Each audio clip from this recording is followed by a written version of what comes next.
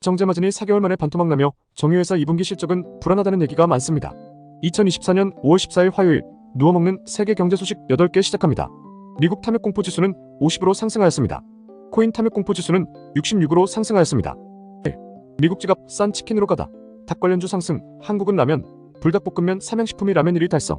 미국 전체 닭고기 소매 판매량은 1년간 3%가량 늘었고 돼지고기와 소고기 소매 판매량은 소폭 감소했다고 전하였습니다.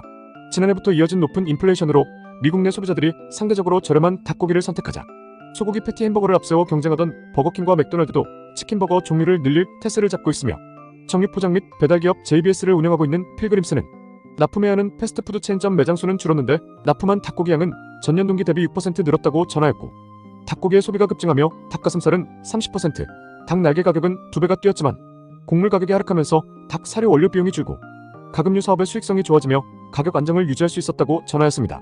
다만 수요 증가가 지속될 경우 도매 가격부터 결국 소매 가격까지 오르는 흐름이니 참고는 하셔야 하는데 현재 한국은 라면 주식이 오른 것처럼 미국도 닭 관련주가 오르고 있다고 전하였습니다.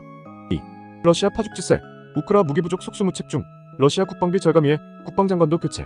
우크라이나 동북부에서 지상전을 시작한 러시아군이 진격 이틀 만에 9개 마을을 차례로 점령하는 등 파죽지세로 돌격하고 있다 전하였습니다. 우크라이나군 총사령관은 방어선을 지키기 위해 최선을 다하고 있다면서도 상황이 어렵다고 인정했는데 우크라 제2도시 하르키우시는 아직까지 러시아군의 공격을 받지 않은 상태이지만 러시아와 인접한 보우찬스크는 이미 포위대 시가전이 벌어지고 있다 전하였습니다.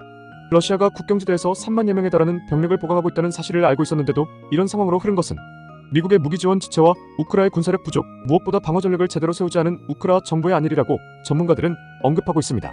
전쟁은 아직도 진행 중이며 이제 세계는 새로운 세계로 시작됨을 항상 숙지하셨으면 좋겠습니다. 3. 전 세계는 반도체 가져오기 위한 보조금 전쟁 중 미국은 자국의 반도체 공장 건설을 위해 53.4조 지원과 102.7조 저리 대출 및 25% 세액 공제를 시작하였고 중국은 194.5조 펀드 조성, 이유는 2030년 세계 20% 생산 목표로 63.4조 지원, 일본 34.6조, 인도 13.7조 등 각국은 기업을 넘어 정부가 나서며 반도체 유치에 열을 올리고 있습니다. 미국이 지금까지 자국 내 생산시설을 투자한 기업에 할당한 보조금은 약 45.2조로 당초 계획한 규모의 84%가량을 이미 배정할 정도로 급속하게 진행 중인데 한국도 이런 각국들의 정부적인 노력을 심각하게 받아들여 움직임이 있었으면 좋겠습니다. 4. 오픈 AI 보고 듣고 말하는 AI 내놨다. GPT-4 옴니. 챗GPT 개발사 오픈 AI가 서로 자연스럽게 음성으로 대화할 수 있는 세상을 열었습니다. 그동안 압도적 언어 모델 1위를 비공개적으로 차지하고 있던 모델이 이번 모델로 밝혀진 것인데 또 한 번의 기술 격차를 보여준 것으로 호평받고 있습니다.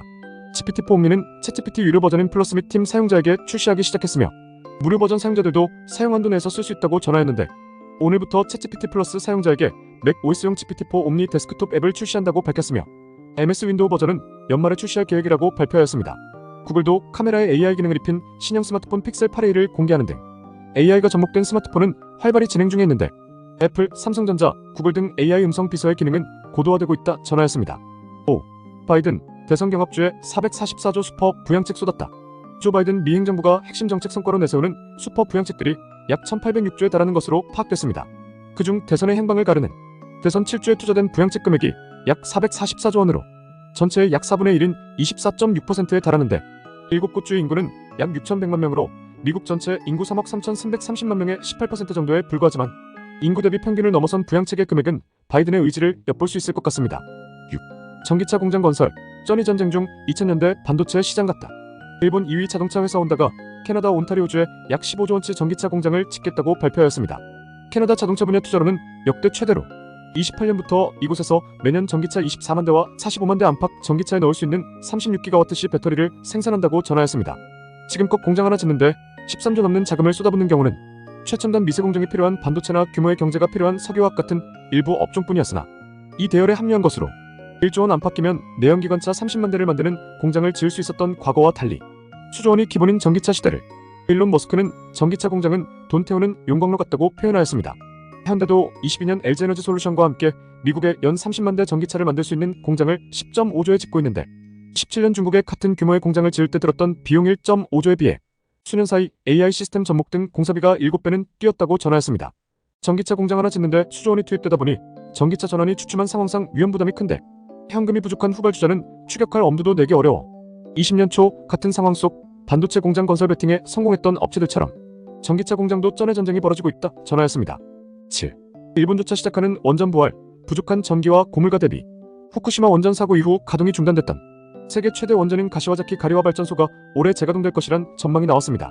늘어나는 전력 수요에 대비하기 위해 원전 부활의 속도를 높이고 있는 모양새인데, 가시와자키 가리화 원전은 원자로 7기로 구성되어 있고 총 8기가와트 용량으로 단일 원전 중 세계에서 가장 큰데, 7호기 재가동을 2025년까지 목표를 잡는 등 30년까지 원자력 비중을 20%까지 올리겠다고 일본 정부는 발표했지만, 블룸버그는 일본 정부가 25년 말부터 30년까지 원자력 용량을 약 2배 늘릴 것으로는 분석되지만, 실제 원자력 가동 속도는 여전히 못 미친다며 부족분은 가스 생산으로 대부분 메워질 것이라고 전망하였습니다. 일본은 풍력 및 태양열 발전 공급도 증가 중에 원전 재가동도 이뤄지면서 올해 월평균 전기 가격은 전년 대비 11% 하락할 것으로 관측된다 전하였습니다. 주관적 칼럼 8. 일본은행 국채 매입 규모 축소 발표, 엔저 의식. 일본은행이 5에서 10년물 국채 1회 매입 예정액을 4.1조에서 약 4,400억 원 줄인 3.7조로 발표하였습니다. 외신들은 예상하지 못했지만 엔저를 의식한 국채 매입 규모 축소로 보인다고 보도하였는데, 국채 매입액을 줄이면 보통 국채가 싸져 가격이 내려가 금리가 상승하게 되며, 금리가 상승할 경우 외국인들의 매입이 늘어나 엔화의 가치가 높아진다는 견해에 입각한 것으로 5월 12일 칼럼의 내용처럼 일본의 긴축 흐름을 바라지 않는 미국과의 관계에서 오묘한 줄타기적 선택이지 않았나 하는 말이 나오고 있다 합니다. 일본이 못 버티고 긴축 기조를 먼저 잡을지, 미대선과 금리 인하 시기 때까지 버텨줄지 투자 시 꼭 관심을 두고 지켜보셨으면 좋겠습니다. 현재 일본 제조업은 역대급 엔저로 호황이지만 다른 사업들은 무너지고 있으며, 30년 만에 맞이하는 물가 상승에 자국민들은 처음 혼돈으로 힘든 가운데 외국인 관광객들만 엔저로 많아지다 보니 관광객 가격을 따로 책정하는 물결까지 이어지고 있는 자국민은 빈곤이라는 일본 상황 속에서 일본 증시 또한 미국 금리 인하 시기 후퇴와 엔화 환율 하락 위험성까지 합해 일본 주식에 베팅했던 자금들이 일본에서 다시 빠져나가고 있다 하니 유의하셨으면 좋겠습니다. 오늘의 한 줄. 정제마진이 4개월 만에 반토막 나며 정유회사 2분기 실적은 불안하다는 얘기가 많습니다. 테슬라의 모델 Y는 미국 내 판매를 위해 할부금리 6.49%에서 0.99%로 대폭 인하를 발표했고, 미국과 EU는 중국의 반도체 패권을 막기 위해 1차로 110조가량의 보조금을 풀며 자국 반도체 공장 유치를 하고 있습니다. AI 군사력이 있는 나라와 없는 나라의 차이가 핵에 비견된다며 AI 군사 제재 협약 얘기도 나오고 있는 지금, AI와 반도체의 사활을 걸며 과도기를 겪고 있는 각국처럼 한국도 심각하게 받아들여졌으면 좋겠습니다. 매일 누워먹는 경제 소식을 듣고 싶으시다면 구독, 좋아요 부탁드리겠습니다. 감사합니다.